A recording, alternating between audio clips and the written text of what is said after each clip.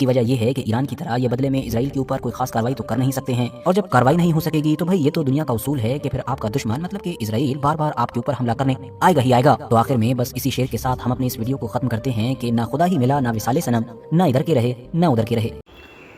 अस्सलाम वालेकुम वरहमतुल्लाहि वबरकातुहू। उम्मीद है आप लोग सब खैरियत से होंगे। मैं भी अल्हम्दुलिल्लाह अल्लाह का लाख लाख शुक्र एहसान खैरियत से हूँ। दोस्तों, आज जिस वीडियो का प्रिपरेशन देने आ रहे हैं बड़ी इंपॉर्टेंट बड़ी बेहतरीन वीडियो। जैसे कि हम सब जानते हैं कि कतर में इसराइल ने हमला किया है। वो हमला क्यों किया है वो भी तमाम वजह उसने बताई हैं, लेकिन आज की जो वीडियो है बड़ी इंपॉर्टेंट है और सब लोगों के लिए इम्पोर्टेंट है। जो भी सुनेगा वाकई में चौंक जाएगा कि ये 17 साल पहले जो स्पीच दी गई थी लीबिया के राष्ट्रपति मोहम्मद गद्दाफ़ी ने, तो उन्होंने जो बातें कही थी आज से 17 साल पहले, आज वो सारी बातें सही होती हुई नज़र आ रही हैं। अमेरिका से दुश्मनी करना तो बहुत सही है, लेकिन उससे दोस्ती करना वो नुकसानदेह है। और ये तमाम जो गल्फ़ कंट्री हैं, तमाम गल्फ़ कंट्री हैं, सब अमेरिका की समझ लीजिए गोद में जाकर बैठी हैं, और उसको उनका ये मानना है कि जब कोई भी हमारे पास मुसीबत आएगी तो हमें अमेरिका बचाएगा। वो भूल गए हैं अल्लाह को और अपनी एकजुट की ताकत को। तो जो भी गल्फ़ कंट्री हैं इस वक्त बड़ी मतलब कशमकश में होंगे कि क्या किया जाए, क्योंकि कतर पे जिस तरह से इजराइल ने हमला किया है तो अमेरिका का भी उसमें कोई जवाब नहीं है कि उसको मना करना चाहिए या उस पर कोई एक्शन लेना चाहिए, कुछ नहीं। क्योंकि ये एक तरीके से देखा जाए जो हमला हुआ है वो अमेरिका के कहने पर ही हुआ है, क्योंकि इजराइल अमेरिका एकदम समझ लीजिए भाई बहन है। तो जो वीडियो है हमारी बड़ी इंपॉर्टेंट है, आप लोग को समझ में आएगा जब इस वीडियो को आप लोग पूरी एंड तक देखेंगे, तब आपको समझ में आएगा कि मैं जो कहना चाह रहा हूँ उसका मतलब क्या है। और इस वीडियो में एक एक चीज़ पॉइंट की बताई गई है, तो वीडियो को एंड तक देखिएगा, ज़्यादा से ज़्यादा वीडियो को शेयर करिएगा और अपनी कीमती राय में कमेंट बॉक्स में जो बताइएगा कि आपको वीडियो कैसी लगी, आपको उस वीडियो में क्या कहना है। तो चलिए पहले वीडियो स्टार्ट करते हैं, फिर इंशाल्लाह आगे बात करते हैं।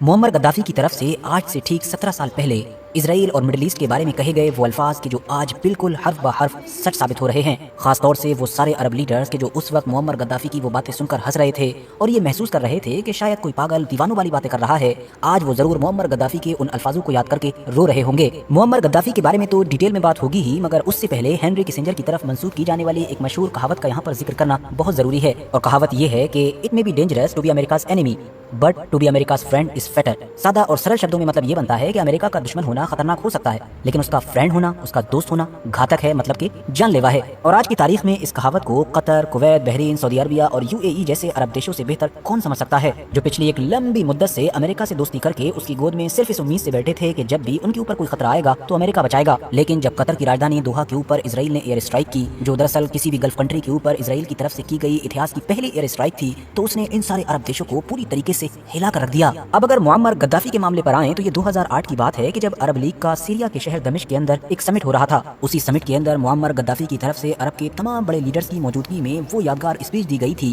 कि जिसको दुनिया में उस वक्त तक याद रखा जाएगा कि जब तक अमेरिका का इस दुनिया के ऊपर राज रहेगा। वैसे तो अरबी जबान में दी गई ये स्पीच अच्छी खासी लंबी थी, लेकिन मैं आप लोगों के सामने उस स्पीच के एक छोटे और अहम हिस्से का तर्जमा रख देता हूँ। गद्दाफी ने इस स्पीच में इराक और सद्दाम हुसैन पर बात करते हुए कहा था कि इराक को इन्वेड करने का, इराक पर अटैक करने का क्या रीजन था। क्या उसामा बिन लादेन इराकी था? नहीं था। क्या न्यूयॉर्क पर अटैक करने वाले इराकी थे? नहीं थे। क्या पेंटागन पर अटैक करने वाले इराकी थे? नहीं थे। क्या इराक के अंदर वेपन ऑफ मास डिस्ट्रक्शन थे? नहीं थे। और अगर होते भी तो वो तो दुनिया के कई देशों के पास हैं, अमेरिका के पास हैं, ब्रिटेन के पास हैं, फ्रांस, चाइना, इंडिया, पाकिस्तान, सबके पास हैं।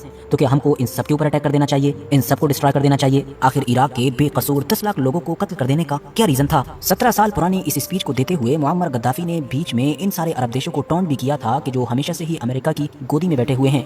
मतलब ये सब कहते हुए कहा था कि क्या जो हमारे अमेरिकन फ्रेंड्स हैं उनके पास कोई जवाब है? मगर ये सारे लीडर्स मुअम्मर गद्दाफी की ये बातें सुनकर सिर्फ मुस्कुरा रहे थे। मुअम्मर गद्दाफी ने आगे कहा कि एक बाहरी ताकत आती है, वो एक इलाके को इन्वेड करती है, उस पर कब्जा करती है और फिर उसके लीडर, उसके प्रेसिडेंट मतलब कि सद्दाम हुसैन को फांसी पर चढ़ा देती है, और हम सब लोग उस वक्त सिर्फ साइड में बैठते हैं और हंसते हैं। आखिर वो कैसे हमारी एक अरब कंट्री के लीडर मतलब सद्दाम हुसैन को फांसी पर चढ़ा सकते हैं? उन्होंने एक पूरी अरब लीडरशिप को फांसी पर चढ़ा दिया और हम लोग सिर्फ साइड में बैठे रहे। क्या सद्दाम हुसैन के कत्ल की जांच पड़ताल नहीं होनी चाहिए? वरना तो अगला नंबर हम में से किसी का होगा। जी हाँ, गद्दाफी ने जब ये कहा कि अगला नंबर हम में से किसी का हो सकता है, तो वहाँ मौजूद जो अरब लीडर्स थे वो जोर जोर से हंस रहे थे। लेकिन मुअम्मर गद्दाफी ने नहीं हंस रहा था, बल्कि वो इस मामले को लेकर बिल्कुल सीरियस था। बल्कि मुअम्मर गद्दाफी ने तो इन हंसने वाले लोगों को लॉजिकल वे में ये भी याद दिलाया कि सद्दाम हुसैन भी तो पहले अमेरिका का दोस्ती हुआ करता था। क्या अमेरिका किसी दौर में सद्दाम हुसैन के साथ ईरान के खिलाफ जंग नहीं लड़ा था? सद्दाम हुसैन कभी अमेरिका का दोस्ती हुआ करता था, बल्कि उस वक्त अमेरिका का जो डिफेंस सेक्रेटरी था, जिस वक्त इराक को डिस्ट्रॉय किया जा रहा था, वो सद्दाम हुसैन का कभी क्लोज फ्रेंड हुआ करता था। मगर आखिर में क्या हुआ? आखिर में उन लोगों ने उसको फांसी के फंदे पर चढ़ा ही दिया। आप लोग भी उसी अमेरिका के दोस्त हो, या फिर कह दो कि नहीं हो। अब साथियों, दिलचस्प बात यह है कि 2008 के बाद सिर्फ 3 साल ही गुजर सके थे कि 2011 में ही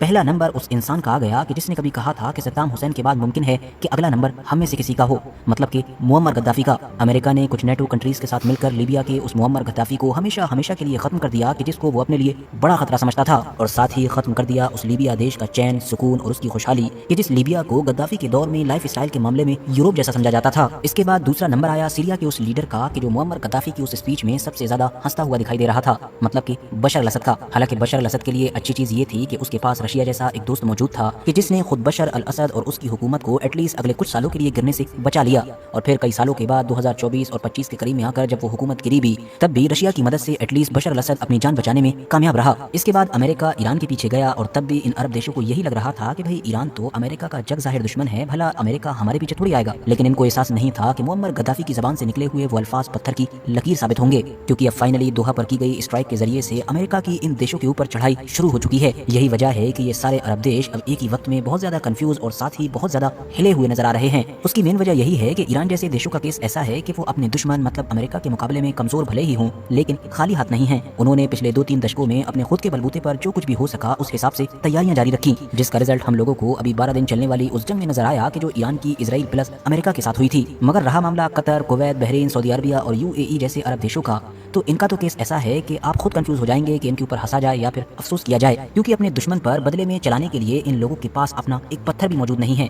उसकी मेन वजह यही है कि इनके पास पैसा तो बेशुमार है, मगर पिछले एक लंबे वक्त से ये सारा पैसा अमेरिका को देते आए हैं सिर्फ इस उम्मीद के साथ कि जब भी वक्त पड़ेगा तो वही इनकी हिफाजत करेगा। ये आराम से व्यापार करेंगे, खूब तेल बेचेंगे, ज्यादा से ज्यादा पैसा बनाएंगे, और फिर उसी ज्यादा पैसों में से थोड़े से पैसे अमेरिका को देकर उसी के हथियार खरीद लेंगे। बाकी उसको मिलिट्री बेसिस की जगह तो दे ही रखी है, उसके फौजी भी अपने यहाँ पर उतार रखे हैं। तो अब वो जो हथियार खरीदे थे वो भी एक तरीके से देखा जाए तो अमेरिका के ही हथियार हैं, और अमेरिका ही फ्यूचर में इनकी हिफाजत की खातिर इन्हीं की तरफ से चलाएगा। मगर किस्मत का सितम देखिए कि इस रणनीति के तहत ये लोग न इधर के रहे न उधर के रहे, क्योंकि कतर का ही केस ले लिया जाए तो कुछ वक्त पहले ईरान ने इसके ऊपर अटैक किया। रीजन सिंपल था कि अमेरिका ने ईरान के ऊपर अटैक किया था, और उस मिलिट्री बेस का इस्तेमाल करते हुए कि जो कतर के यहाँ पर है। अब कतर तो बदले में कुछ कर नहीं सकता था क्योंकि वो इस लायक ही नहीं था, और अमेरिका ने भी उसकी तरफ से कुछ खास किया नहीं, तो कतर को आखिरकार कड़वा घूट पीकर खामोश होना पड़ा। मगर अभी चंद हफ्ते ही गुजरे होंगे कि ऑपोजिट साइड मतलब कि जो दूसरी पार्टी है इजराइल, या जिसको आप ये भी कह सकते हैं कि इनडायरेक्टली खुद अमेरिका ने ही अटैक कर दिया। अब कतर समेत वो सारे ही अरब देश परेशान हैं कि जिन्होंने भी लंबे वक्त से अपनी हिफाजत की जिम्मेदारी अमेरिका को सौंप रखी थी। उसकी वजह यह है कि ईरान की तरह ये बदले में इजराइल के ऊपर कोई खास कार्रवाई तो कर नहीं सकते हैं, और जब कार्रवाई नहीं हो सकेगी तो भाई ये तो दुनिया का उसूल है कि फिर आपका दुश्मन मतलब कि इजराइल बार बार आपके ऊपर हमला करने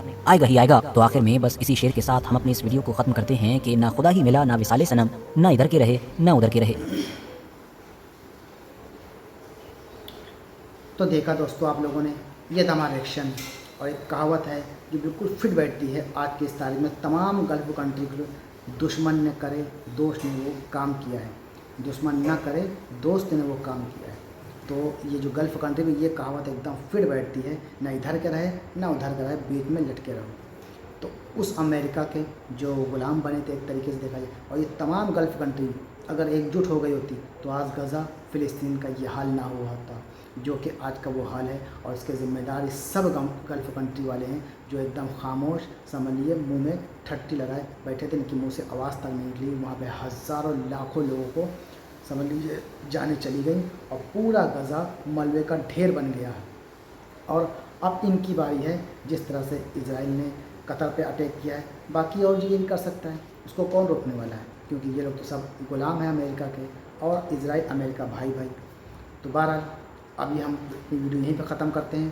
तो आपको वीडियो कैसी लगी हमें कमेंट करके ज़रूर बताइएगा, इस वीडियो के बारे में और जो मैंने कहा है उसके बारे में भी। जो मिसाल आजकल एकदम फिट बैठती है सब गल्फ कंट्री पे कि एकजुट होने में कितना फ़ायदा है, हर गल्फ कंट्री को एकजुट होना चाहिए था। तो वीडियो को ख़त्म करते हैं, मिलेंगे इंशाल्लाह नेक्स्ट वीडियो में। तब तक के लिए अस्सलाम वालेकुम व रहमतुल्लाहि व बरकातहू।